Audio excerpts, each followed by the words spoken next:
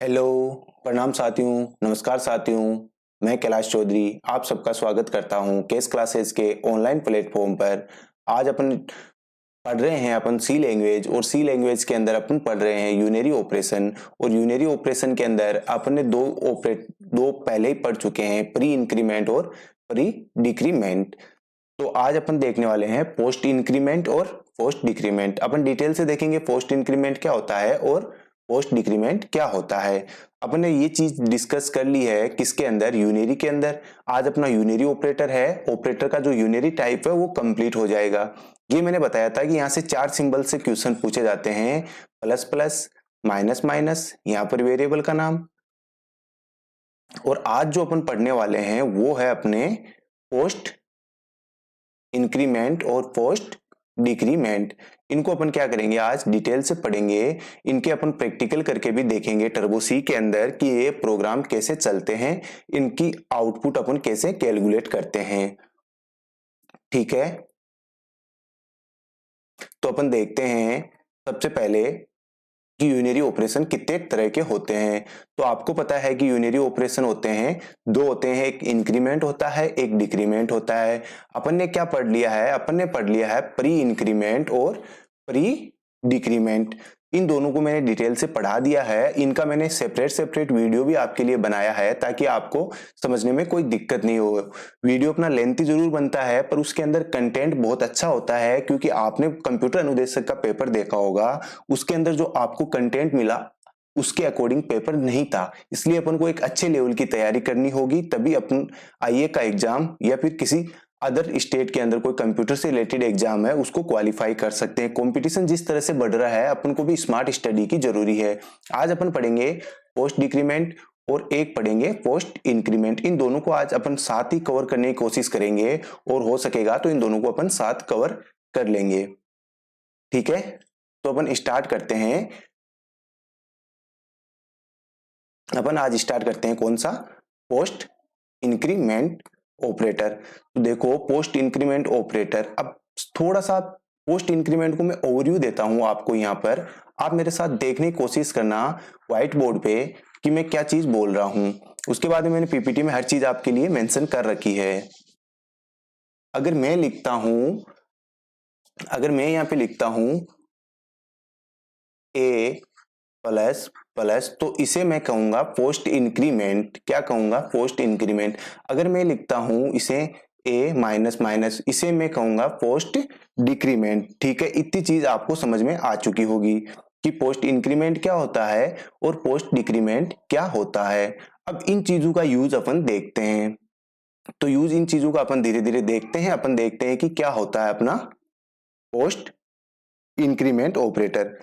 तो देखो, the post increment operator is a represented is the double plus sign. किससे इसको रिप्रेजेंट करते हैं, डबल प्लस के साइन से रिप्रेजेंट करते हैं। ये कहाँ लगता है, ये अपने वेरिएबल के बाद में लगता है, वेरिएबल के बाद में लगता है प्लस का साइन। इसे अपन क्या कहते हैं, इसे अपन कहते हैं पोस्ट इंक्रीमेंट। ठीक है, ये क्या करता है, it increase the value of operand. Operand की जो वैल्यू है उसको क्या करता है, एक से बढ़ा देता है। एक से बढ़ा देता है कब, जब वो मैथमेटिकली एक्सप्रेशन है उसमें एग्जीक्यूट हो जाती है। एक से वैल्यू को कब बढ़ाता है, देखो, in the other word the variables original value is used in the expression first and then the post increment operator update the operand value by 1। मतलब कहने का मतलब ये है कि इसके अंदर पहले वैल्यू असाइन होएगी, उसके बाद में क्या होगा, वैल्यू अपडेट होएगी। एग्जाम्पल से समझो, ए की वैल्यू 5 है, उसके बाद में क्या होगा, अपन को करना है ए प्लस प्लस। तो ए प्लस प्लस करने के लिए अपन क्या करेंगे, पहले वैल्यू को अपन क्या करेंगे, असाइन करेंगे ए के अंदर, और फिर नेक्स्ट लाइन के अंदर अपन वैल्यू को क्या करेंगे, इंक्रीज और डिक्रीज करेंगे। यहां पर वैल्यू होगी वो ए की 6 होगी, यहां पर वैल्यू क्या होगी, केवल असाइन होगी ए की वैल्यू 5। अपन ने इससे पहले वाली वीडियो में अपन ने देखे थे, एग्जाम्पल जो देखे थे उसमें अपन ने देखा था प्लस प्लस ए था। ठीक है, तो यहां पर क्या था, सिंबल था जो पहले लगा हुआ था, इसलिए पहले वैल्यू क्या हो रही थी, इंक्रीमेंट हो रही थी। पहले वैल्यू इंक्रीमेंट हो रही थी, उसके बाद में वैल्यू क्या हो रही थी, ए को असाइन हो रही थी, इस बार क्या हो रहा है, इस बार उल्टा हो रहा है। पहले वैल्यू क्या होगी, असाइन होगी, पहले वैल्यू ए को असाइन होगी, उसके बाद में नेक्स्ट वेरिएबल के अंदर या नेक्स्ट स्टेप के अंदर वैल्यू क्या होगी, आपकी इंक्रीमेंट होगी। बस इतनी सी चीज आप याद रखो कि पहले वैल्यू क्या होगी, पहले वैल्यू असाइन होगी, उसके बाद में वैल्यू इंक्रीमेंट होगी। अगर मैं मानता हूं a इक्वल टू मैं 2 लेता हूं, उसके बाद में मैं यहाँ पर a प्लस प्लस करता हूं, तो यहाँ पर a क्या होगा, केवल असाइन होगा इसको, ठीक है। यहाँ पर इंक्रीमेंट होगा बट वैल्यू केवल असाइन होगी पुरानी वाली। यहाँ पर a की वैल्यू कितनी है, 2 हो है, और जैसे मैं आगे क्या लिखूंगा, मैं वापस a लिखूंगा। जैसे मैं a लिख देता हूं तो मेरे को क्या हो जाता है, वैल्यू a की अपडेट होकर मिल जाती है। जो वैल्यू a की अपडेट होकर मिलती है वो मेरे को क्या मिलती है, वो मिल जाती है 3। वो किस स्टेप पर मिलती है, इस नेक्स्ट स्टेप पर मेरे को वैल्यू 3 मिलती है। समझ में आई होगी इतनी चीज। अब देखो अपन एग्जाम्पल से हर चीज क्लियर करते हैं। आप थ्योरी पे फोकस मत किया करो, जो मैं एग्जाम्पल करवाता हूं उन पे आप फोकस किया करो, वहां से चीजें आपको इजीली क्लियर हो जाएगी। तो देखो सबसे पहला एग्जाम्पल अपन यहाँ पर देखते हैं। सबसे पहले क्या ले रखा है, इंटीजर टाइप का मेन फंक्शन अपन ने ले रखा है। तो इंटीजर टाइप का जो मेन फंक्शन अपन ने लिया है, इसके अंदर मेरी इंटीजर डेटा टाइप है, वेरिएबल ए है, और उसके अंदर मैंने वैल्यू कितनी स्टोर की है, 2 वैल्यू स्टोर किया है। वेरिएबल को 2 से मैंने इनिशियलाइज किया है।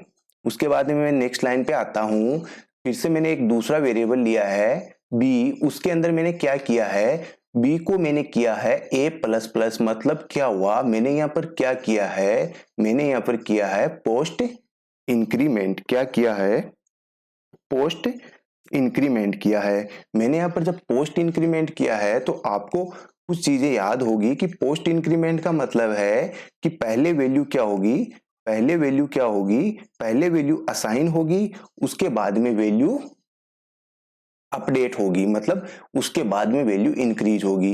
ये मेरा क्या है, पोस्ट इंक्रीमेंट है।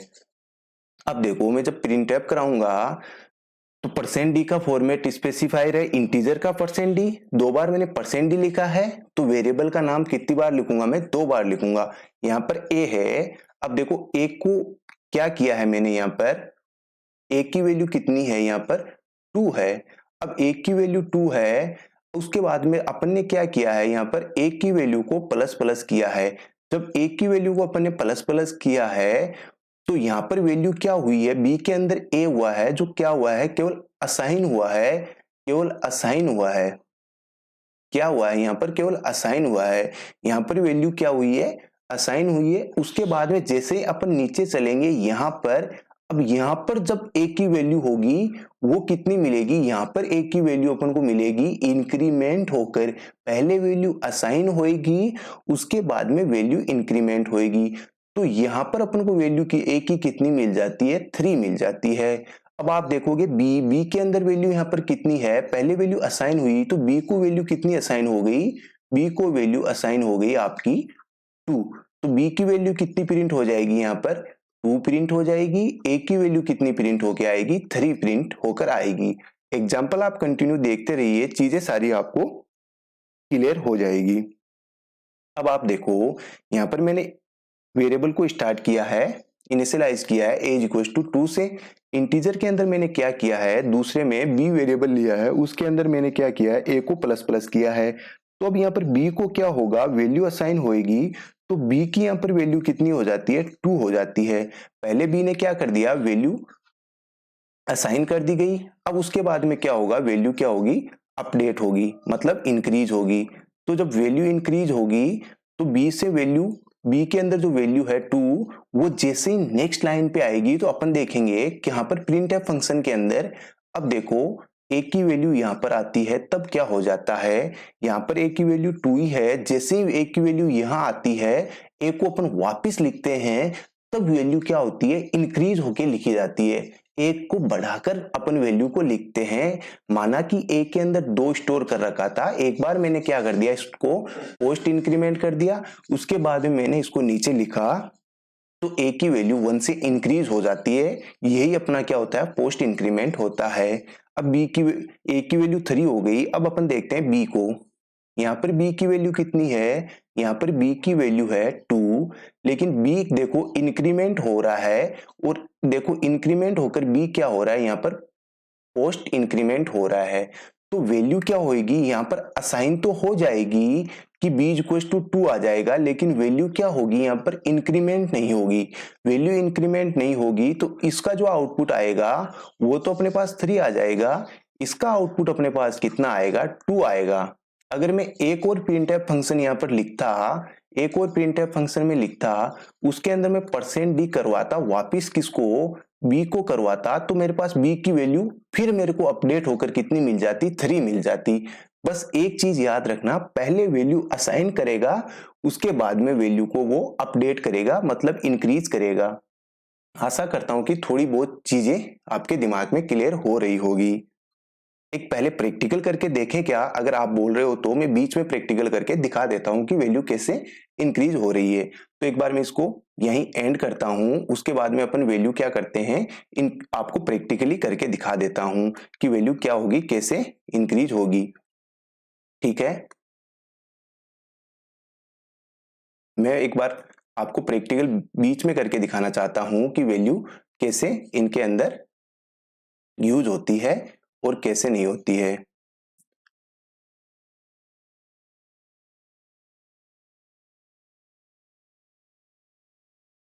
अब अपन अपना टर्बो सी ऑन करते हैं। पहले मैं इस पीपीटी को एंड कर देता हूं एक बार, और मैं मेरा टर्बो सी ऑन करता हूं, क्योंकि मेरे को पता है कि चीजें थोड़ी सी आपको कम समझ में आ रही है, इसलिए मैं पहले टर्बो सी ऑन कर लेता हूं। ऑल्ट एंटर इसको मैक्सिमाइज करने के लिए कर लेता हूं। ये सब चीजें लिख रखी है, इनको एक बार मैं हटा देता हूं। आप मेरे साथ देखते रहिए मैं क्या लिख रहा हूं और क्या मेरे पास वैल्यू मिलती है। ठीक है, इंटीजर टाइप का मैंने डेटा टाइप लिया के, उसके अंदर मैंने वैल्यू स्टोर करवा दी 5। ठीक है, एक मैं ए ले लेता हूं, यहाँ पर थोड़ा सा वेरिएबल आपको इजी रहेगा समझने में। एज इक्वल्स टू मैंने 5 ले लिया, उसके बाद में मैंने एंटर प्रेस किया। फिर मैंने क्या किया, इंटीजर टाइप का एक दूसरा वेरिएबल लिया बी, उसके अंदर मैंने क्या कर दिया, ए की वैल्यू को पोस्ट इंक्रीमेंट कर दिया। उसके बाद में मैं नीचे आया और मैंने देखा कि ए की वैल्यू को मुझे अब प्रिंट करवाना है और बी की वैल्यू को भी प्रिंट करवाना है। तो इसको प्रिंट करवाने के लिए मैं प्रिंटफ फंक्शन के अंदर जाऊंगा। यहाँ पे मैं क्या यूज करूंगा, न्यू लाइन के लिए \n यूज करता हूं और फॉर्मेट स्पेसिफाई %d, उसके बाद में फिर से बैक स्पेस देता हूं और \n यूज करता हूं, और मैं क्या करता हूं, फॉर्मेट स्पेसिफायर %d करता हूं। उसके बाद में मैं इसको इन्वर्टेड कोमा के अंदर बंद करता हूं। मैं वैल्यू प्रिंट करवाना चाहता हूं, पहले मैं प्रिंट करवाना चाहता हूं ए को, उसके बाद में मैं प्रिंट करवाना चाहता हूं बी को। ठीक है, अब मेरे को ए की देखो वैल्यू क्या मिलेगी, ए की वैल्यू मिलेगी मेरे को 6 और बी की वैल्यू मिलेगी 5, क्योंकि यहाँ पर ए है जो अपनी वैल्यू पहले क्या कर देगा, बी को असाइन कर देगा। जब मैं इस कोड को कंपाइल करवाता हूं, रन करवाया मैंने, तो देखो मेरे को ए की वैल्यू 6 मिल रही है, बी की वैल्यू 5 मिल रही है।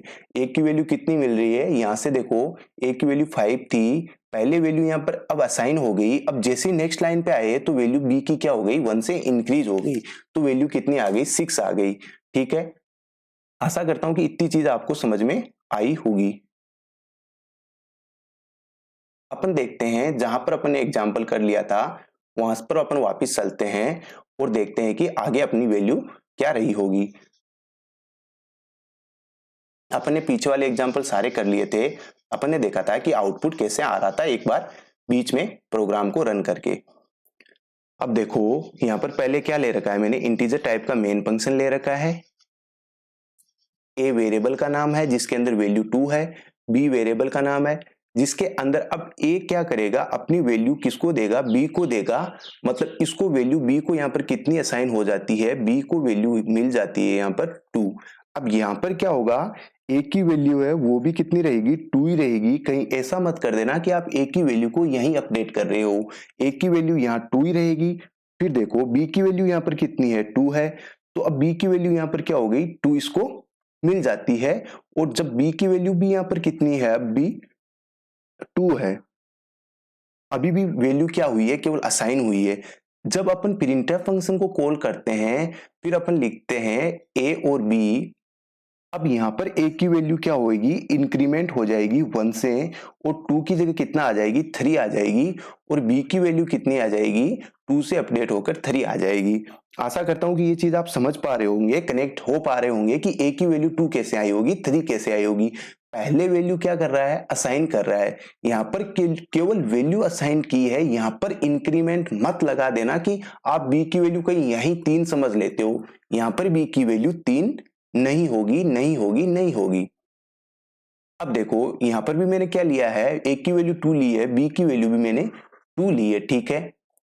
अब मैंने एक दूसरा डेटा टाइप है इंटीजर, उसके अंदर मैंने एक वेरिएबल लिया है के। इसके अंदर मैंने क्या किया है, ए प्लस प्लस किया है, फिर क्या किया है, प्लस बी किया है, प्लस प्लस। ये कौन से है मेरे, ये मेरे पोस्ट इंक्रीमेंट है।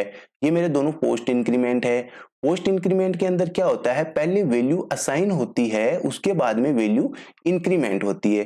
तो ए की वैल्यू यहाँ पर क्या असाइन हो जाएगी, 2 हो जाएगी। और बी की वैल्यू कितनी असाइन हो जाएगी, 2 हो जाएगी। 2 प्लस 2 कितना हो जाएगा, 4 हो जाएगा। और ये 4 किसको असाइन हो जाएगा मेरे भाई, ये के को असाइन हो जाएगा। तो अब के की वैल्यू मेरे पास कितनी आ गई, के की वैल्यू मेरे पास 4 आ जाती है। जब मेरे पास के की वैल्यू 4 आ जाती है तो उसके बाद में मैं देखता हूं नीचे वाली लाइन पे मुझे क्या करवाना है, प्रिंट एप करवाना है। किसको, के को प्रिंट करवाना है। तो यहाँ पर के क्या करेगा, अपनी वैल्यू प्रिंट करेगा जो उसके पास अभी वैल्यू है, क्योंकि अपन ने के को तो इंक्रीमेंट किया ही नहीं है। अगर अपन वैल्यू प्रिंट करवाते ए और बी की यहाँ पर, तो अपने पास ए की वैल्यू प्रिंट करवाते तो यहाँ पर ए की वैल्यू 3 हो जाती और बी की वैल्यू कितनी हो जाती, 3 हो जाती। लेकिन अपन ने इस चीज को प्रिंट करवाया नहीं है। अपन ने किसको प्रिंट करवाया है, केवल के को प्रिंट करवाया है। नेक्स्ट एग्जांपल से और चीजें क्लियर होगी। अपन और देखते हैं एक एग्जांपल इसका। अब देखो यहां पर मैंने ए की वैल्यू 5 ली है, बी की वैल्यू भी 5 ली है। दूसरा वेरिएबल लिया है के, जिसके अंदर इसकी वैल्यू को स्टोर करवाया है। तो यहाँ पर ए की वैल्यू कितनी है, 5 है। वैल्यू क्या होगी, 5 प्लस बी की वैल्यू भी 5 है। दोनों वैल्यू कितनी हो गई, 10 हो गई। और ये वैल्यू किसको असाइन हो गई, ये वैल्यू के को असाइन हो गई। अब मेरे पास के की वैल्यू कितनी है, के की वैल्यू मेरे पास 10 है। तो मैं इस फंक्शन, इस लाइन को जब ये लाइन एग्जीक्यूट होएगी तो जो के की वैल्यू है वो क्या हो जाएगी, इस लाइन को जब एग्जीक्यूट होगी, इस लाइन को जब कंपाइलर एग्जीक्यूट करेगा, के इज इक्वल टू के पोस्ट इंक्रीमेंट ऑपरेटर। तो यहाँ पर पहले तो क्या होगी, के की वैल्यू जो 10 है वो किसको असाइन हो जाएगी, इस के को असाइन हो जाएगी। और उसके बाद में जब नेक्स्ट लाइन पर जो के की वैल्यू आएगी वो अपडेट होकर आएगी 1 से, मतलब 11 आ जाएगी। यहाँ पर तो के पास वैल्यू कितनी है, यहाँ पर जो के की वैल्यू है वो तो 10 ही है। जैसे अपडेट करेंगे प्रिंटफ फंक्शन के अंदर वैल्यू के की प्रिंट करवाएंगे तो वैल्यू जो प्रिंट होगी वो एक अपडेट होकर प्रिंट होगी। और अपने पास जो वैल्यू के की आएगी वो कितनी आएगी, 11 आएगी। तो इसका आउटपुट क्या होगा, 11 होगा। चीजें थोड़ी सी क्लियर हुई होगी इस एग्जाम्पल से आपको। एक एग्जाम्पल और लेते हैं, मुझे पता है चीजें और ज्यादा क्लियर होने वाली है। देखो यहां पर मैंने क्या लिया है, ए इज इक्वल टू 5 लिया है, बी इज इक्वल टू भी 5 लिया है। अब मैं के के अंदर क्या करवाता हूं, इंटीजर के अंदर इनको स्टोर करवाता हूं। पहले मैंने क्या किया, एक पोस्ट इंक्रीमेंट ऑपरेटर लगाया। तो ए की वैल्यू पहले कितनी हुई, असाइन हुई, तो 5। फिर प्लस है, फिर बी की वैल्यू क्या हुई, असाइन हुई। तो बी की वैल्यू कितनी रह जाएगी, 5 रह जाएगी।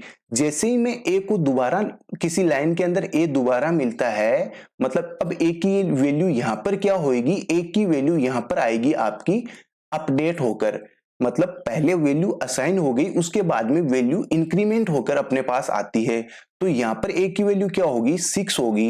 ए की वैल्यू यहाँ 6 हो जाती है, पर वैल्यू जो है इंक्रीमेंट नेक्स्ट स्टेप पे होती है, इतना याद रखना। अब बी की वैल्यू भी यहाँ पर कितनी हो जाती है, बी की वैल्यू भी अपनी 5 से यहाँ पर कितनी आ जाती है, 6 आ जाती है। तो इस कोड के अंदर आपने देखा कि पहले ए की वैल्यू कितनी थी, 5 थी, फिर वैल्यू 5 थी, फिर वैल्यू कितनी हो गई, 6 हो गई, फिर वैल्यू कितनी हो गई, 6 हो गई। तो इनका जो सम करेंगे तो इनका सम में भी 22 होगा।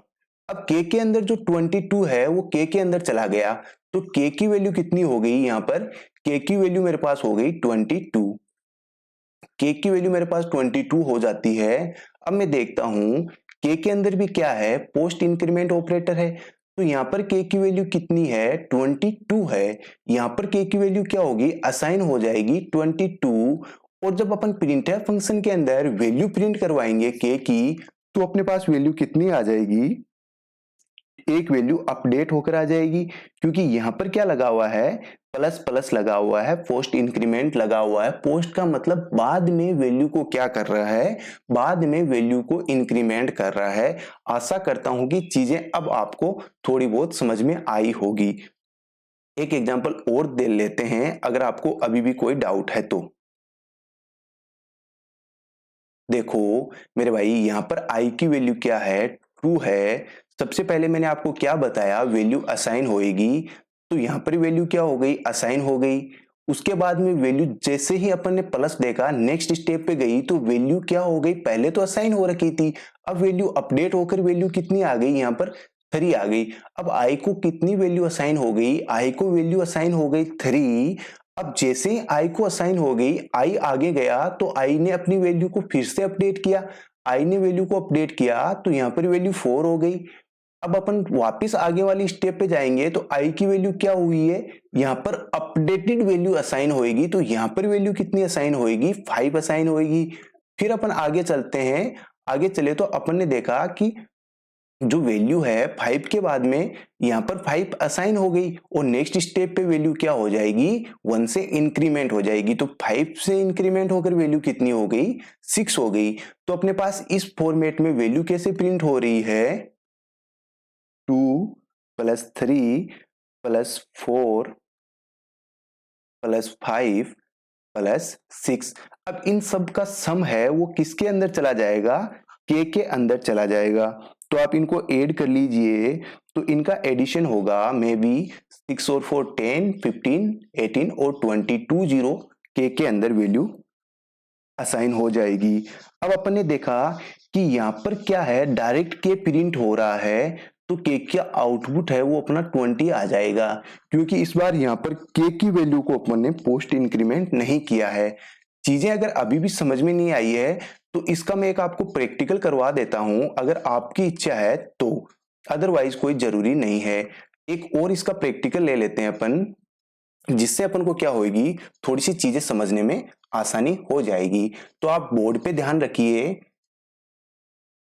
अब की बार देखना अपन क्या कर रहे हैं, ए की वैल्यू आप अपने मन से ले लीजिए, कितनी, 2 ले लीजिए। अभी अपने 2 का ही एग्जाम्पल किया था, तो इस बार भी वैल्यू 2 ले लेते हैं। अब बी के अंदर इसको स्टोर कर रहे हैं, उसके बाद में अपन क्या कर रहे हैं, प्लस कर रहे हैं, किसको कर रहे हैं, ए को कर रहे हैं। उसके बाद में अपन फिर से प्लस कर रहे हैं, किसको कर रहे हैं, ए को कर रहे हैं। उसके बाद में अपन फिर से प्लस कर रहे हैं, किसको कर रहे हैं, ए को कर रहे हैं। उसके बाद में अपन फिर से प्लस कर रहे हैं, किसको कर रहे हैं, ए को कर रहे हैं। तो देखो पहले वैल्यू क्या होगी, यहाँ पर 2 आएगी, वैल्यू असाइन हो गई। नेक्स्ट स्टेप पे इंक्रीमेंट होके 3 हो गई, यहाँ पर ए को 3 असाइन हो गई। नेक्स्ट स्टेप पे क्या हुई, वैल्यू 3 से अपडेटेड होके ए को 4 असाइन हो गई। फिर वैल्यू अपडेटेड होके क्या हो गई, 5 असाइन हो गई। 5 असाइन होके नेक्स्ट स्टेप पे वैल्यू कितनी असाइन हो गई, ए को 6 असाइन हो गई। आशा करता हूं कि आपको यहां तक चीजें समझ में आई होगी। अब मैं क्या कराता हूं, इसको मैं आउटपुट देखता हूं कि क्या जो मैंने कोड लिखा है वो मेरा सही से चल रहा है या नहीं चल रहा है। तो अपन वैल्यू प्रिंट करवा रहे हैं यहाँ पर किसकी, बी की, क्योंकि अपन देख रहे हैं बी के अंदर क्या आया होगा। तो मैं Alt प्लस F9 करता हूं तो मेरे पास वैल्यू 20 मिल रही है। तो आशा करता हूं कि आपको ये जो अपना पोस्ट इंक्रीमेंट है वो सारा समझ में आ गया होगा। अब पोस्ट इंक्रीमेंट समझ में आ गया तो लगे हाथ अपन क्या करते हैं, अपन समझ लेते हैं पोस्ट डिक्रीमेंट को, क्योंकि साथ अगर अपन चीजें समझेंगे तो अपना क्या होगा, कंसेप्ट एक बिल्ड हो जाएगा इसी समय। वीडियो को आप अंत तक जरूर देखिए।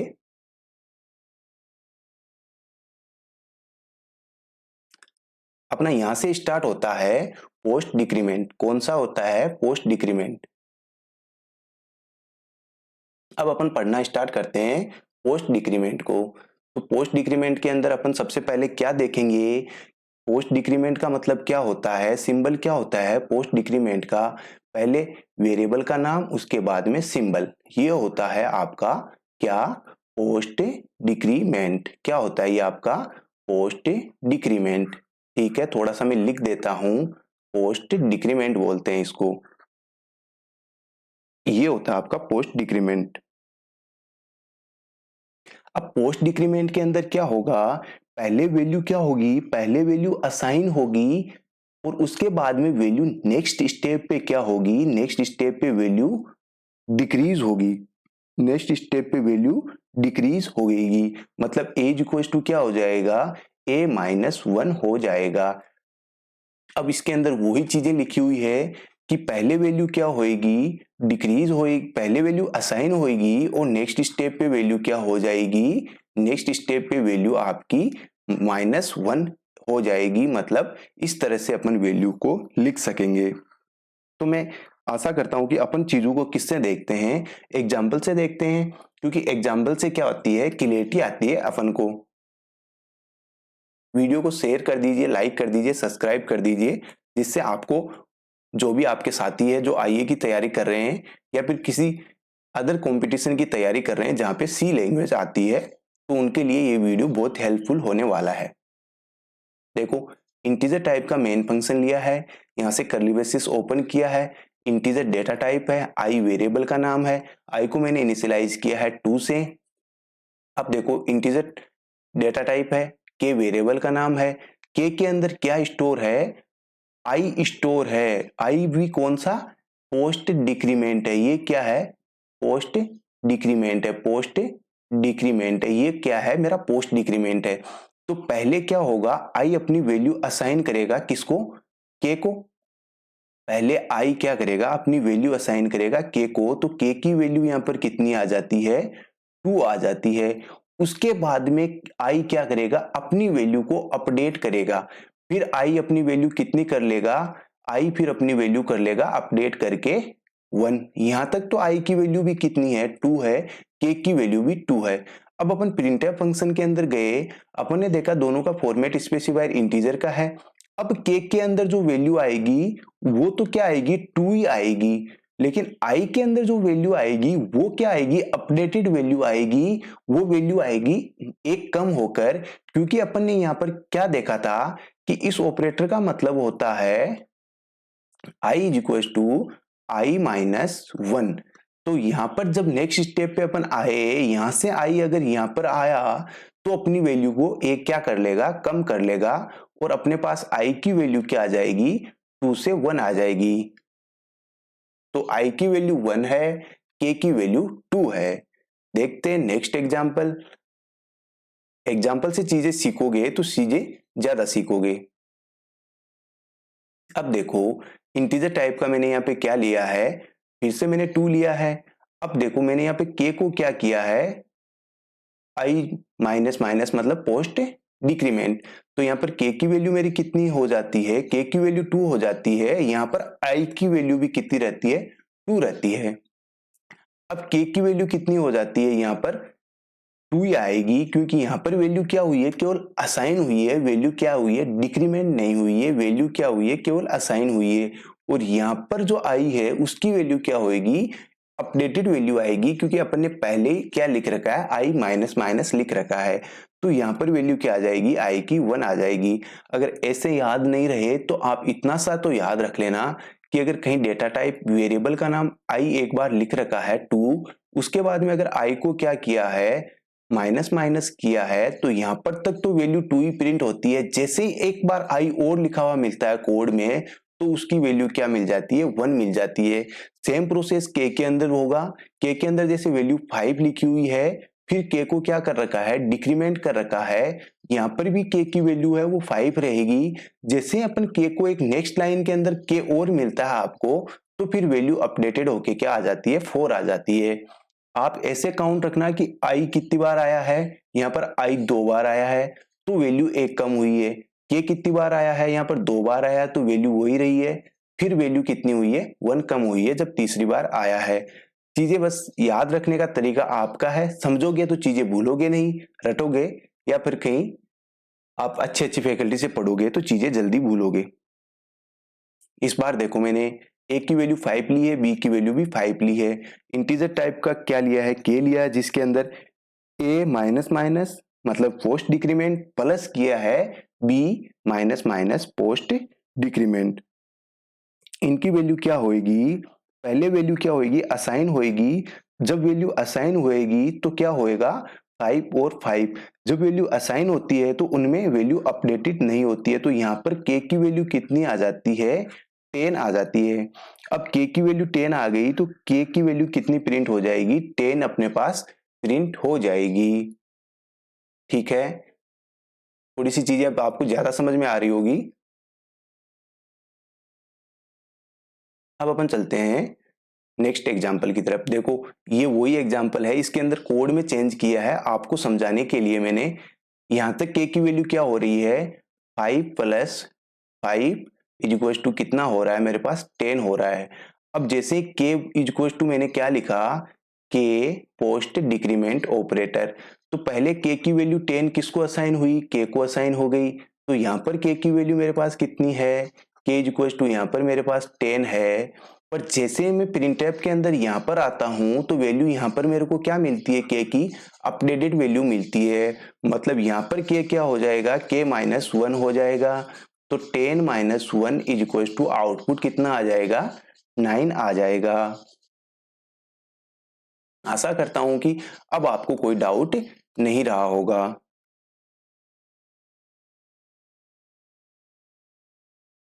एक एग्जांपल और लेते हैं, एग्जांपल से चीजें क्या होती है जल्दी समझ में आती है। ए की वैल्यू 5 है, बी की वैल्यू भी 5 है।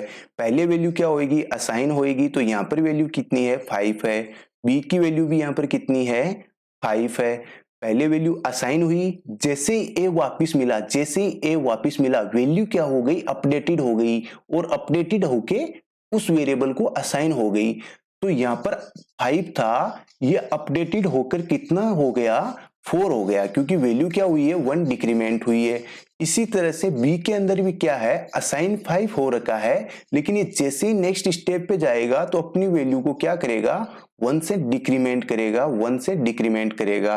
तो वैल्यू कितनी हो जाएगी मेरी यहाँ पर, मेरी यहाँ पर वैल्यू 4 हो जाएगी। अब अपन फिर आगे चलेंगे तो अपन देखेंगे कि ए की वैल्यू कितनी है, ए की वैल्यू 4 है। अब ए की वैल्यू यहाँ पर क्या है, डिक्रीमेंट कर रखा है, तो डिक्रीमेंट यहाँ पर क्या आएगी, नेक्स्ट स्टेप पे वैल्यू क्या आएगी, डिक्रीमेंट होकर आएगी। मतलब ए को जो अब यहाँ पर वैल्यू मिलेगी वो 3 मिलेगी, कितनी मिलेगी, 3 मिलेगी मेरे भाई। और उसके बाद में अपन ने देखा बी को, तो बी के अंदर भी क्या हुआ कि पहले वैल्यू बी की 4 थी, अब जैसे नेक्स्ट स्टेप पे आए तो वैल्यू 1 से क्या कर दिया, इसने डिक्रीमेंट कर दिया। तो यहाँ पर वैल्यू बी की है वो भी कितनी आई, 3 आई, और यहाँ पर कितनी हो गई, 3 हो गई। अब इन सब का अपन सम करके किसको असाइन कर रहे हैं, के को असाइन कर रहे हैं। तो इन सब का सम कितना हो जाएगा, 5 5 10, फिर 1 8, फिर 2 1, 2 1 के बाद में 2 4, तो 24 इनका क्या हो जाएगा, सम हो जाएगा। अब ये 24 क्या होगा, अपने कोड में लिख रखा है, देखो ये रहा, कोड के अंदर अपने लिख रखा है के इक्वल टू के प्लस प्लस लिख रखा है। तो अब यहाँ पर जो के को वैल्यू असाइन हुई है वो कितनी हुई है, 24 हुई है। अब वैल्यू आगे क्या करना है, वैल्यू को आगे अपन को करना है पोस्ट पोस्ट डिक्रीमेंट, नहीं पोस्ट इंक्रीमेंट करना है। आपकी बार किसका साइन है, वेरिएबल प्लस प्लस, इसको कहते हैं पोस्ट इंक्रीमेंट। पोस्ट इंक्रीमेंट का साइन है, किसका है, पोस्ट इंक्रीमेंट का साइन है। तो वैल्यू क्या होगी, यहाँ पर 24 असाइन हो जाएगी, और जैसे कि नेक्स्ट स्टेप पे आएगा अपनी वैल्यू को क्या कर लेगा, 1 से अपडेटेड कर लेगा। मतलब के इक्वल टू आ जाएगा आपके पास के प्लस 1, मतलब 24 प्लस 1 इक्वल टू कितना आ जाएगा, 25 आ जाएगा। तो यहाँ पर के की वैल्यू कितनी है, 24 है। अब के ने क्या किया है, पोस्ट इंक्रीमेंट किया है अपनी वैल्यू को, तो के की वैल्यू कितनी आ गई, यहाँ पर प्रिंट होएगा आपका 25। आशा करता हूं कि अब आपको चीजें समझ में आई होगी। अपन ने आज देखा है पोस्ट इंक्रीमेंट और पोस्ट डिक्रीमेंट। ये सारी चीजें अपने यूनरी ऑपरेटर से थी और यूनरी ऑपरेटर अब यहाँ पर आपका लास्ट एग्जाम्पल के साथ खत्म होने वाला है। अब अपन देखते हैं कि यहाँ पर k की वैल्यू कितनी है, 5 है। मैंने क्या किया है, k को क्या किया है, पोस्ट डिक्रीमेंट किया है, तो यहाँ पर जो k की वैल्यू असाइन होएगी वो कितनी होएगी, 5 होएगी। फिर मैंने क्या किया है, नेक्स्ट स्टेप पे मैंने देखो यहाँ पर k को, नेक्स्ट स्टेप k की क्या है, नेक्स्ट k कहाँ आ रहा है, यहाँ आ रहा है, तो वैल्यू k को क्या असाइन है, 5 है। जैसे ही नेक्स्ट स्टेप पे जाएगा तो k की वैल्यू क्या हो जाएगी, k minus k is equal to k minus k is equal to k minus 1 हो जाएगी। तो यहाँ पर वैल्यू क्या हो जाएगी, 5 माइनस 1 इज इक्वल टू कितनी हो जाएगी, 4 हो जाएगी। तो यहाँ पर k की वैल्यू कितनी है, 4 हो जाएगी। ठीक है, अब अपन ने देखा कि k 4 असाइन हो गया। असाइन होने के बाद में क्या लगा रखा है, पोस्ट डिक्रीमेंट लगा रखा है। तो अब जब भी k आगे जाएगा तो k की वैल्यू फिर से अपडेटेड होएगी और k की वैल्यू 4 से कितनी हो जाएगी, k की वैल्यू 4 से हो जाएगी 3। सेम प्रोसेस क्या हो जाएगा, k is equal to k minus 1 हो जाएगा। अब k की वैल्यू यहाँ पर कितनी हो गई, 3 असाइन तो हो गई, लेकिन अपन ने देखा कि 3 के बाद में क्या लगा रखा है, 3 के बाद में अपन ने लगा रखा है पोस्ट डिक्रीमेंट। अब वैल्यू क्या होएगी, अब वैल्यू और अपडेटेड होएगी और k की वैल्यू क्या हो जाएगी, नेक्स्ट स्टेप पे एक और कम हो जाएगी। तो जैसे अपन आगे चलेंगे, जैसे अपन नेक्स्ट स्टेप पे चलेंगे तो k की वैल्यू यहाँ पर कितनी हो जाएगी, एक फिर से डिक्रीमेंट हो जाएगी और k इज इक्वल टू क्या हो जाएगा, k माइनस 1 मीन्स क्या हो जाएगा, 3 माइनस 1 इज इक्वल टू 2 हो जाएगा। अब यहाँ पर k की वैल्यू कितनी आ रही है, 2 आ रही है। तो अपन ने देखा कि k की वैल्यू यहाँ पे 2 है, फिर से अपने पास क्या है, पोस्ट डिक्रीमेंट है, लेकिन अब की बार k क्या है, नेक्स्ट स्टेप पे अपन को k नहीं मिल रहा है, तो k अपनी वैल्यू स्टोर करके रखता है 2 और अपना आउटपुट इस तरह से आ जाता है 2, 3 और 4। अब चीजें आपको समझ में आ गई होगी कि पोस्ट इंक्रीमेंट क्या होता है और पोस्ट डिक्रीमेंट क्या होता है। एक और पोस्ट डिक्रीमेंट का अपन प्रैक्टिकल देख लेते हैं जिससे आपको थोड़ा सा कंसेप्ट और ज्यादा क्लियर हो जाता है। Thank you. अब मैं मेरा क्या करता हूं, एक बार फिर से टर्बो सी ओपन करता हूं। इसको मैक्सिमाइज करने के लिए मैं क्या करता हूं, ऑल्ट एंटर दबाता हूं। ये तो थोड़ा बड़ा कोड है, इसको मैं थोड़ा सा इसको मैं थोड़ा सा क्या करता हूं, मिनिमाइज करता हूं। मेरे को प्रिंटफ फंक्शन भी फिर से लिखना पड़ेगा। अब देखो मैं क्या कर रहा हूं, अब आपको बताने जा रहा हूं क्या, पोस्ट डिक्रीमेंट। क्या बताने जा रहा हूं, पोस्ट डिक्रीमेंट। यहाँ पे मैं पोस्ट डिक्रीमेंट लगाता हूं, उसके बाद में मैं क्या करता हूं, प्रिंटफ फंक्शन लिखता हूं। प्रिंटफ फंक्शन को लिखने का तरीका ये होता है, पहले डबल कोटेड आता है, डबल कोटेड के अंदर अपन क्या लिखते हैं, कंट्रोल स्ट्रिंग लिखते हैं। कंट्रोल स्ट्रिंग के अंदर मैंने क्या लिखा, %d लिखा। उसके बाद में कोमा से इसको अलग करते हैं और अपने वेरिएबल का नाम लिखते हैं। अब आपने यहाँ पे देखा कि a की वैल्यू 2 है, 2 से यहाँ पर वैल्यू b को क्या असाइन हो गई, 2 असाइन हो गई। ठीक है, उसके बाद में वैल्यू कहाँ हुई, अपडेटेड होकर 1 आ गई। अब मैं यहाँ पे b को भी प्रिंट करवाना चाहता हूँ, तो b को प्रिंट करवाने के लिए मैं क्या करूंगा, एक बार और मैं क्या करूंगा, %d करूंगा और मैंने फॉर्मेट स्पेसिफाइड दोनों का ले लिया है। ये CLR SCR होता है क्लियर स्क्रीन के लिए। अब मैं कंट्रोल F9 करता हूं तो मेरे पास वैल्यू आ जाती है 1 और 2। ठीक है, 1 वैल्यू किसकी है, 1 वैल्यू आई है मेरे पास A की और 2 वैल्यू किसकी आई है, 2 वैल्यू आई है B की। क्योंकि आपने यहाँ पे देखा है कि B को क्या असाइन हो गया है, B को असाइन हो गया है कितना, B को असाइन हुआ है मेरे पास 2, तो वैल्यू भी कितनी आएगी, b की आएगी आपके पास वैल्यू 2 आ जाएगी। ठीक है, तो इतनी चीजें आपको समझ में आई होगी। मैं यह आपसे आशा करता हूं कि चीजें अब आपको थोड़ी सी और क्लियर हुई होगी। a की वैल्यू 1 है, b की वैल्यू 2 है, अपन ने पहले a लिख रखा है, उसके बाद में अपन ने वैल्यू 2 लिख रखी है। इस तरह से होता है पोस्ट डिक्रीमेंट। अगर देखो मैं यहाँ पे क्या करता हूं, फिर से इस वैल्यू को क्या करता हूं, मतलब पोस्ट डिक्रीमेंट करता हूं, इस वैल्यू को भी मैं क्या करता हूं, पोस्ट डिक्रीमेंट करता हूं। मैंने इन दोनों को क्या कर दिया है, पोस्ट डिक्रीमेंट कर दिया है। इन दोनों को पोस्ट डिक्रीमेंट कर दिया है। जब मैं इनको वापस कोड को रन करवाता हूं तो मेरे पास वैल्यू अपडेटेड होकर नहीं आएगी, वैल्यू वही आएगी जो मैंने लिख रखी है, ठीक है।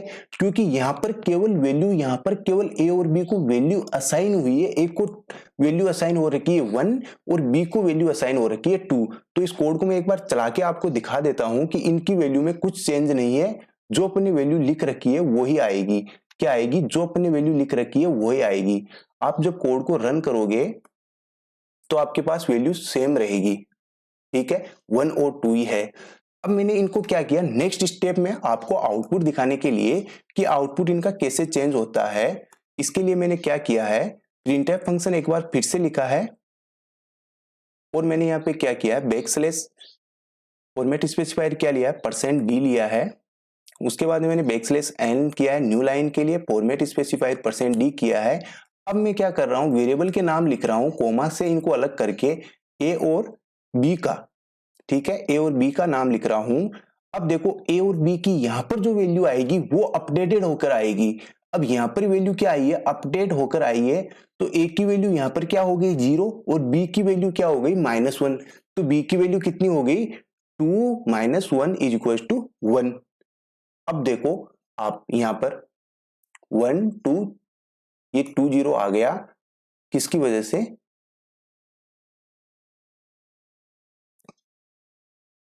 थोड़ा सा देखते हैं कि 2 0 क्यों आया है। शायद स्क्रीन क्लियर नहीं हो पाई है, सॉरी। 2 0 इसलिए आया है कि मैंने यहाँ पे क्या नहीं यूज किया है, बैकस्लैश n यूज नहीं किया है। जब मैं यहाँ पे बैकस्लैश n यूज करूंगा तो मेरे को न्यू लाइन में आउटपुट मिल जाएगा। अब देखते हैं इस कोड को चला के ये चलता है कि नहीं चलता है। देखो इस बार वैल्यू क्या आई है, वैल्यू आई है, पहले वाले का आउटपुट क्या है 1 2 और दूसरे वाले का आउटपुट क्या है 0 1। 1 2 किसका आउटपुट है, इस प्रिंटफ फंक्शन का आउटपुट है 1 2 और इस प्रिंटफ फंक्शन का आउटपुट है 0 1।